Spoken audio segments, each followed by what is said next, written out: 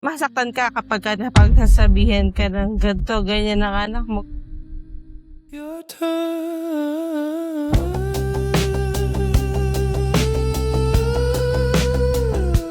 Your turn.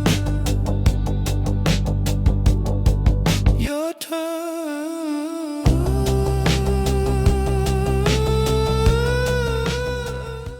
The spectrum, the autism, in French word, they call it in their own world. Can you imagine how to be in their own world? What's in their world? They have their own world. It doesn't mean something is wrong with their world or something is wrong with them. They live in their own world. And that's the That's beauty. actually very insightful.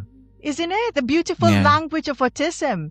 You know what I mean? Now, I want to understand, as you parents, watching other parents go through, because Perry already mentioned he's seen parents who are all the way supportive and some parents who are half and half and some parents completely say, nah, like in denial forever. How's the child when both parents are involved and given their 100% with the child? What have you noticed with the child? You will see definitely yung napakalaki nung changes na even small changes lang is magiging happy ka na kasi eh.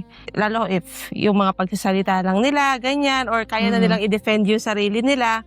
We can just rely kasi sa mga therapies, sa mga medicines, of course. You need to follow that up sa bahay. Example sa amin, so nagte-therapy si PL and of course pupunta siya sa school. Imagine, Tanya, nagpapabili pa ako kay Perry ng laminating machines, tapos yung mga printouts. Kasi talaga sinusundan namin yung, yung program ng kanyang teacher.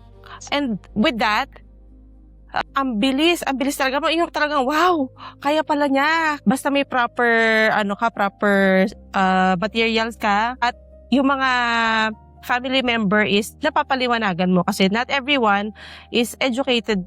Of course, masaktan ka kapag napagsasabihan ka ng ganito, ganyan ng anak mo, ganyan. Kasi hindi naman din nila talaga naiintindihan. So, you have to properly educate your family members. So, with that support system, pag lahat is cooperative and binibigyan ng chance yung anak mo na mag-deal dun sa sarili niyang facing, napakalaki ng progress talaga. And of course, Sobra. parang alam mo yun, parang ka naka-jackpot